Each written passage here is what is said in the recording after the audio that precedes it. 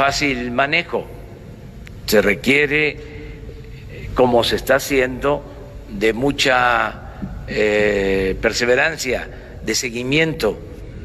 Ayer, por ejemplo, antier, que empezaron con la noticia del desabasto,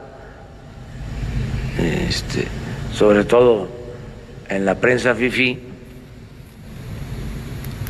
quienes están reaccionando a este tipo de cosas,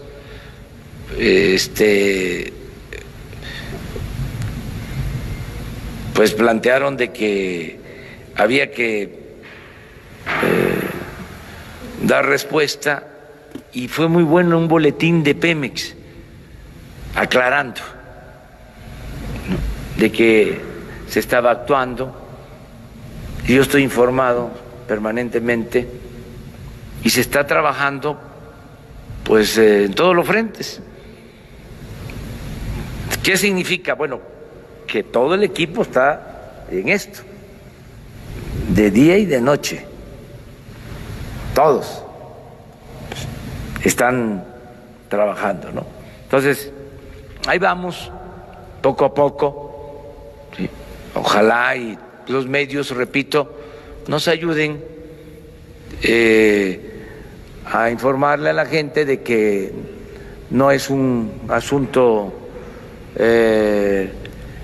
grave, que se salió de control, que es algo que se está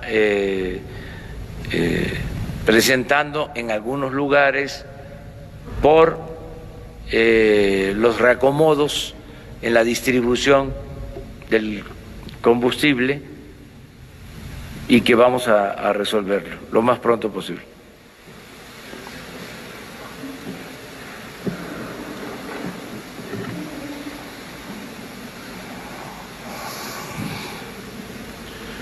Buenos días, Ernesto Ledesma de Rompeviento TV. El 18 de diciembre pasado estuve aquí en la conferencia con usted denunciando sobre un reportaje sobre desplazados en el municipio de Los Altos de Chiapas, en el municipio de Aldama. Usted me canalizó con el subsecretario Alejandro Encinas para que nosotros proporcionáramos la información que habíamos recabado en el reportaje, cosa que hicimos. El 30 de diciembre pasado estuvimos por allá nuevamente, sacamos un nuevo reportaje. La condición es peor, los disparos son ya prácticamente todo el día, la gente tiene que estar, documentamos en el reportaje publicado el 30 de diciembre, Aldama, un grito en la oscuridad, se publicó audiovisualmente cómo los camiones de abasto tienen que pasar de noche con las luces apagadas para poder llevar abasto a toda la cañada, que implican 12 comunidades. El pasado 4 de enero hubo un nuevo herido más y sigue la policía estatal ahí. En el campamento hay una base de operaciones mixtas en la comunidad de Santa Marta, que es de donde provienen los disparos, y pareciera que no hay nadie que esté interviniendo por parte de autoridad federal en ese sentido. El Centro de Derechos Humanos Fray Bartolomé de las Casas emitió otra acción urgente, ha solicitado medidas cautelares desde que estaba el gobierno anterior de Manuel Velasco, como con Rutilio Escandón, y no hay respuesta sobre ese sentido. ¿Qué hacer por parte de la población civil que están incluso cosechando de noche? El poco café que pueden cosechar, porque no hay condiciones. Aún en el reportaje que sacamos, les están disparando mientras están cosechando en la noche. Tienen una pérdida total prácticamente de sus cosechas, un 90% de pérdida. Si va a haber alguna indemnización por parte de autoridad federal o estatal en ese municipio.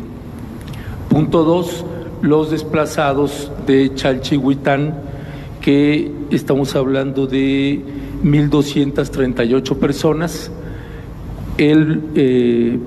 el secretario, el síndico de Chalchihuitán, que funge como presidente municipal de Chalchihuitán, ordenó la destrucción de 4 campamentos de desplazados y hay una condición tremenda en las condiciones en las que están viviendo actualmente los desplazados. ¿Cuál es la acción concreta, qué acciones concretas va a llevar a cabo su gobierno frente a una desatención del gobierno estatal del estado de Chiapas? Bueno, para informar sobre esto y aclarar lo que se está haciendo, va a estar mañana aquí Alejandro Encinas para dar respuesta a lo que estás planteando.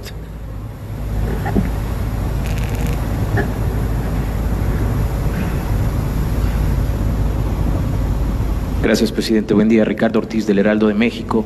Uno de los temas que ahorita ha causado o hemos visto que ha aumentado es los asesinatos hacia los políticos. Hoy traemos en la edición impresa que aumentó, comparado con el 2017, un 55% los asesinatos. ¿El gobierno que usted encabeza ya tiene pensado hacer un programa o hacer algo para combatir esta actividad? Hay varios también políticos asesinados de Morena. La semana pasada vimos en Oaxaca que va en aumento este tipo de casos. Y otro, presidente, ¿tienen pensado enviar algún representante para la toma de protesta del presidente Nicolás Maduro? Y la última, presidente, ¿cómo va esta lista de presos políticos que se está realizando?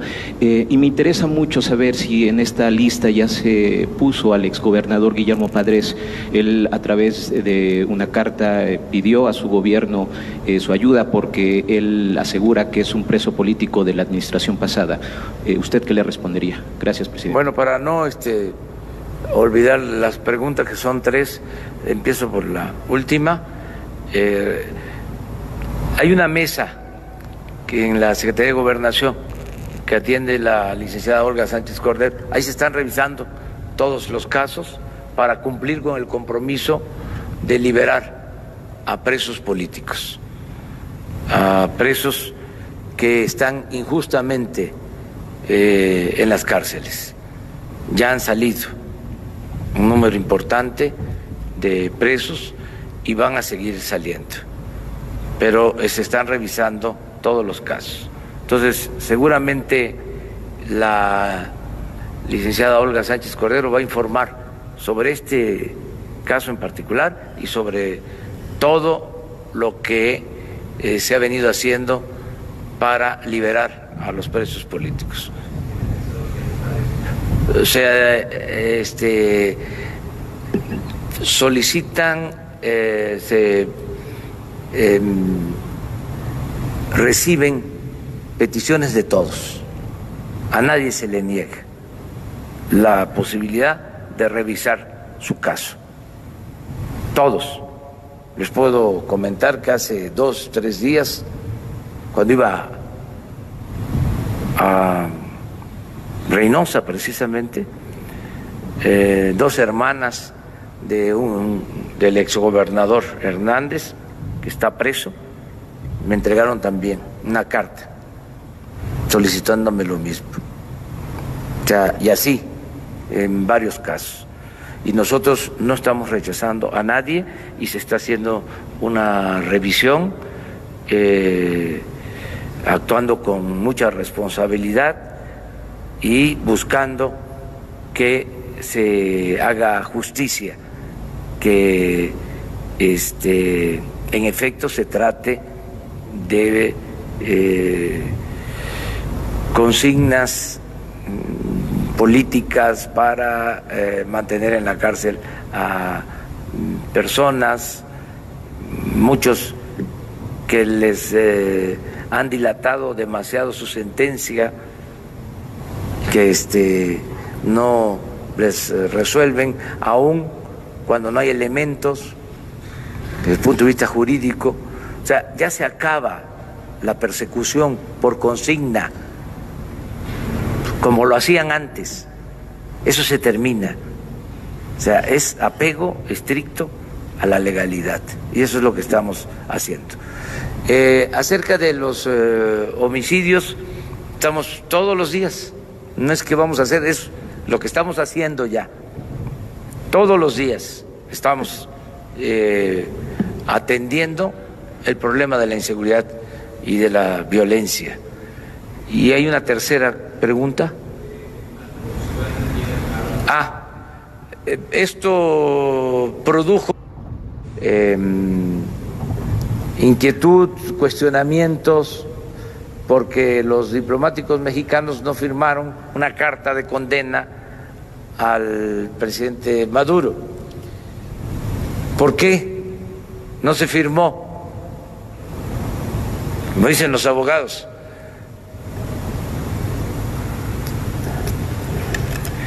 ¿quieren que les lea el artículo?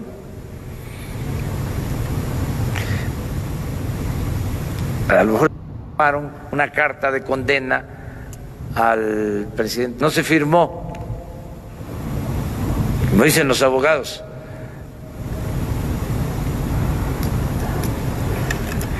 ¿Quieren que les lea el artículo?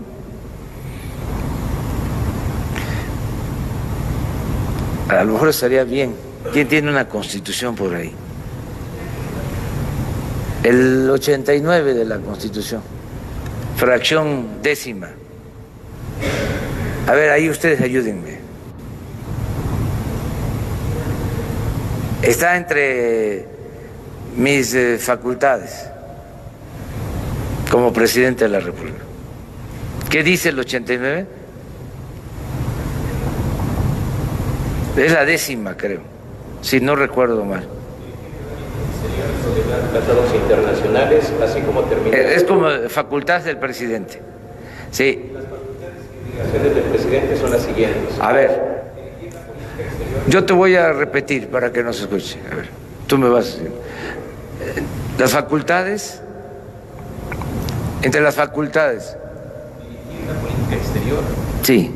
Y celebrar tratados internacionales, así como terminar, denunciar, suspender, modificar, enmendar, retirar reservas y formular declaraciones interpretativas sobre los mismos, sometiéndolos a la aprobación del Senado. En la conducción de tal política, el titular del Poder Ejecutivo observará los siguientes principios normativos: la autodeterminación de los pueblos, no intervención. A ver, despacio.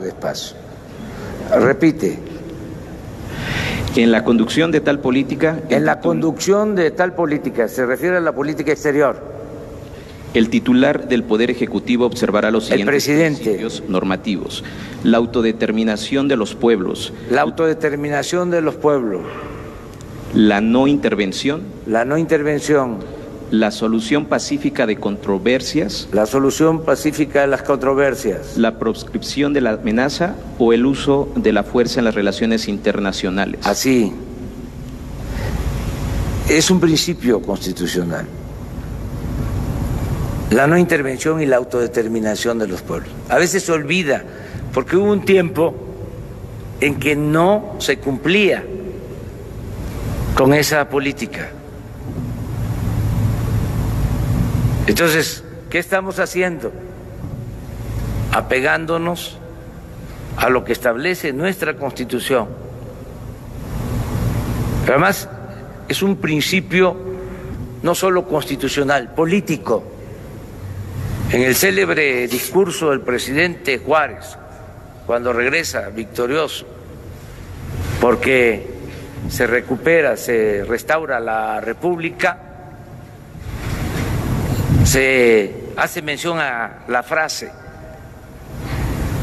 el respeto, dice, entre los pueblos, entre las personas, entre los pueblos, entre las naciones, el respeto al derecho ajeno es la paz. Nosotros no podemos ser candil de la calle y oscuridad de la casa. Yo respeto a quienes llevan a cabo esa política. A lo mejor ellos no tienen problemas en sus países y les da tiempo para ocuparse de lo que sucede en otras partes del mundo. Nosotros tenemos mucho trabajo Para mí, la mejor política exterior es la interior.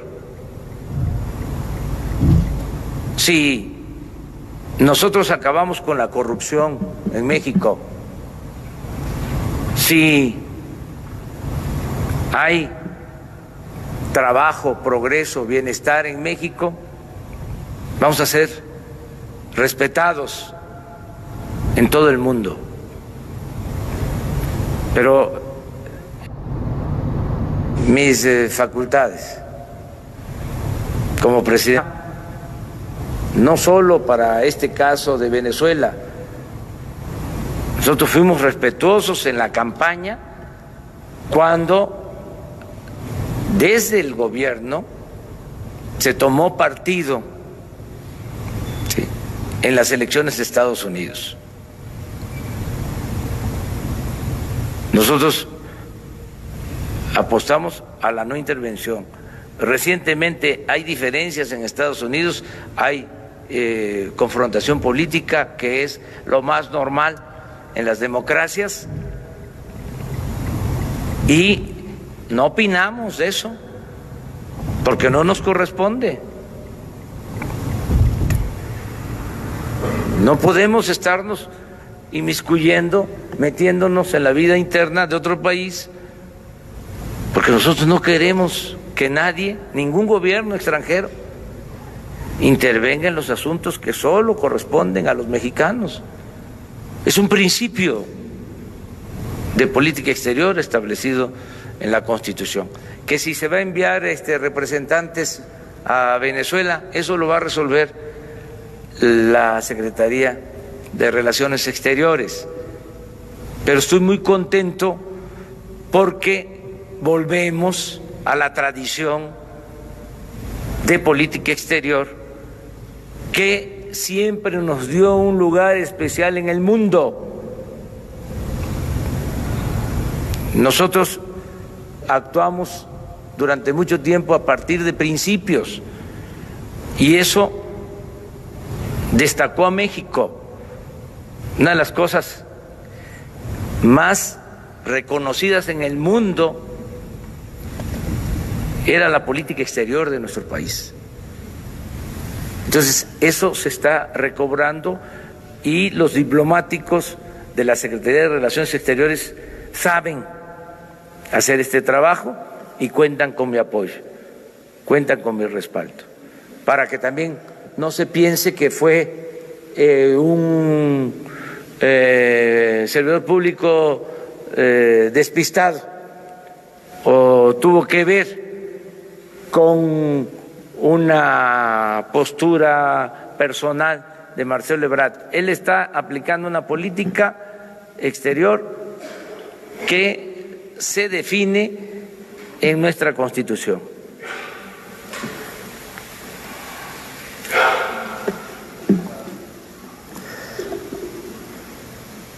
Nos vamos con 3. Sí. Porque gracias. Estamos empezando la semana, va a haber mucho de qué hablar.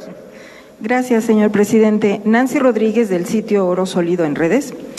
En este combate a la corrupción, señor presidente, me gustaría tocarle el tema de los monopolios, de los criminales monopolios, pero como son muchos, quisiera nada más concentrarme en uno, que es la venta, distribución, comercialización de el huevo y el pollo. En el 2008-2009, con el pretexto de la gripe aviar, se aumentaron los precios de este producto, pero lo encabezaron unas empresas como son Huachoco, entre otras, ¿no?, de la familia Burs en Sonora. Y desde el 2008-2009, que supuestamente se les señaló, se les les dieron unas, ¿cómo se llaman?, por prácticas monopólicas, se les castigó. Hasta la fecha no ha habido ninguna respuesta. El precio de estos productos no bajaron, al contrario. Y bueno, esto también se consideran como cárteles, ¿no?, dentro del sector. y no nada más es en estos productos, también es en la carne y algunos otros. ¿Cómo ponerles alto a estos monopolios, señor presidente? Sobre todo que la Secretaría de Economía pues se mantuvo al margen, supuestamente hay un órgano regulador, la COFECE también. Y no opinamos de eso. Pues en perjuicio de los ciudadanos, sobre todo que los niños han dejado muchos mexicanos de comer y de consumir estos productos.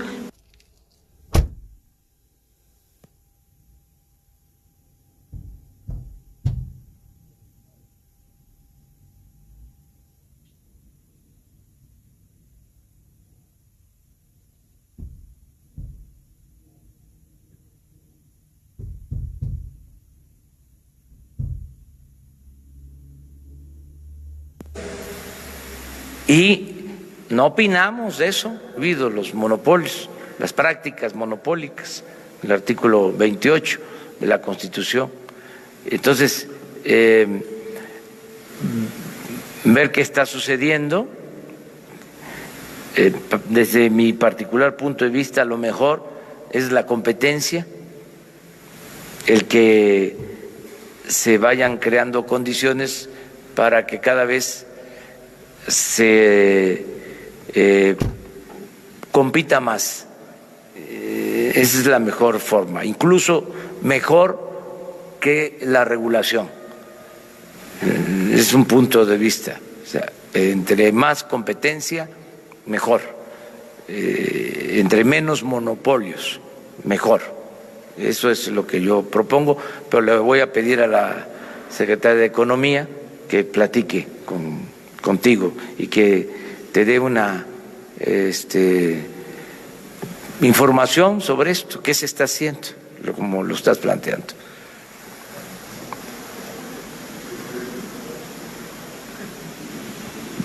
Gracias, presidente. Eric Pinto, buenos días. Regresando al tema de los combustibles, presidente, quisiera preguntarle sobre esta información que daba usted hace unas semanas respecto a que algunas gasolineras compraban combustible robado. ¿Hay información o tiene información usted, presidente, de una refacturación de combustible? ¿O cómo se detectaba desde la Secretaría de Hacienda este tema? Y si, ¿qué se hizo al respecto? En otro tema, en otra pregunta, decirle esta nueva forma de distribución que están haciendo ustedes, la cuestión de los ductos quedarían como una alternativa ya no cotidiana para redistribuir el combustible en todo el territorio nacional. Gracias. Miren, hay que tomar en consideración que la forma más barata de transportar los combustibles es a través de los ductos, es más barato.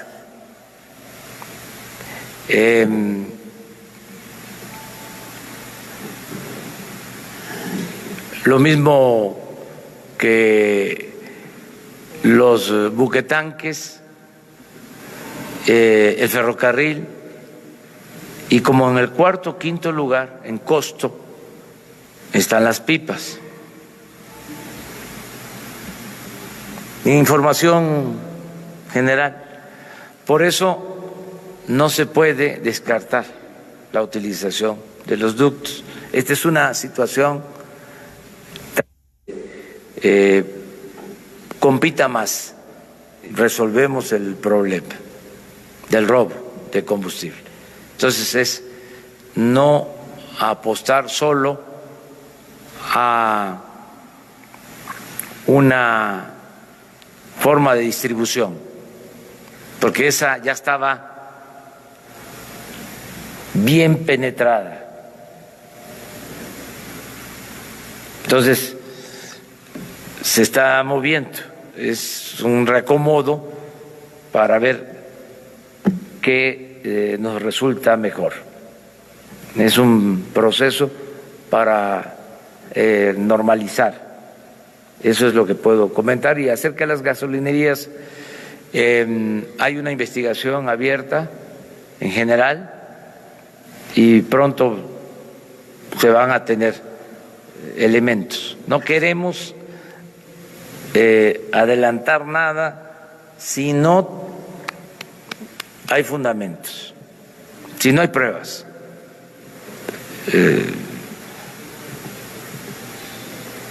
Que inventen otros, pero el gobierno tiene que actuar con mucha responsabilidad, con mucha seriedad en todos estos casos. Una más. A ver, él. Muchas gracias, presidente. Eric Martin, de Bloomberg News. Para regresar un momento a la pregunta de mi colega al respecto de Venezuela. Entiendo el principio de no intervención, pero también el gobierno favorece al diálogo. Y hemos visto varios diálogos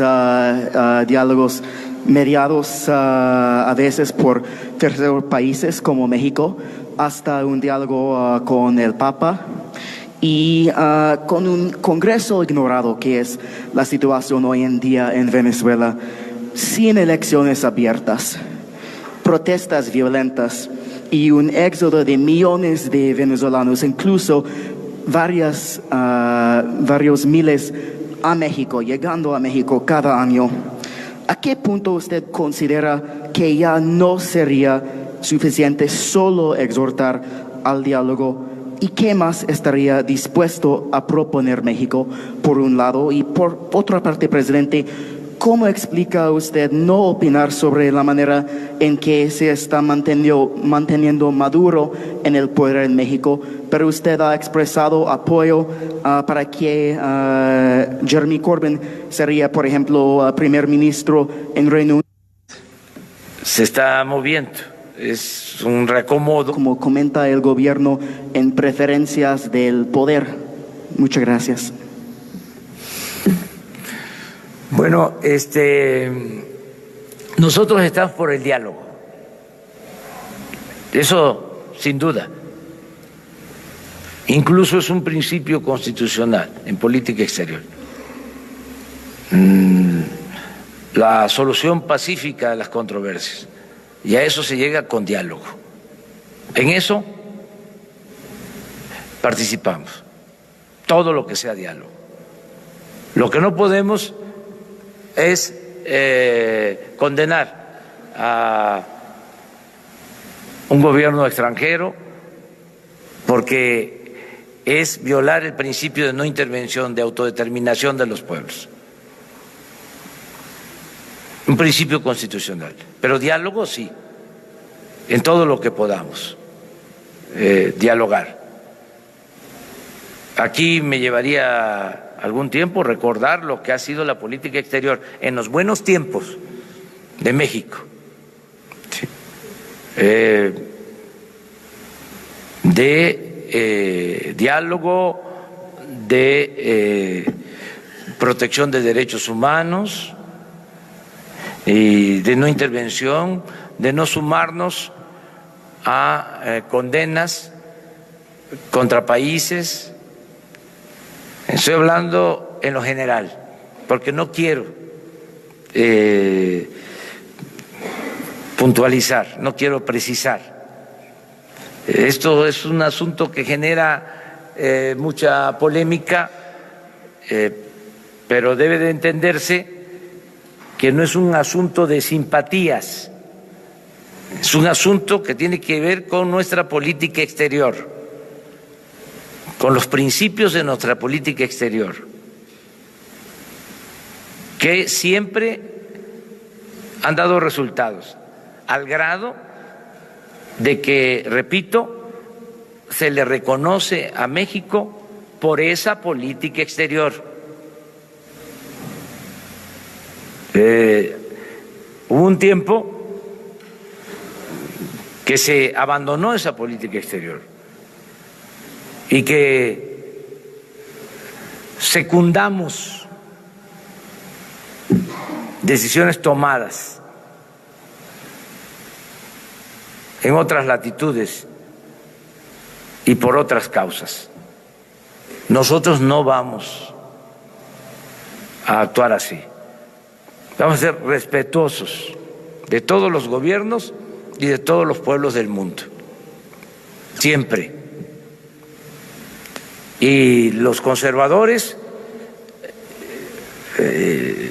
quisieran que nos metiéramos en estos casos,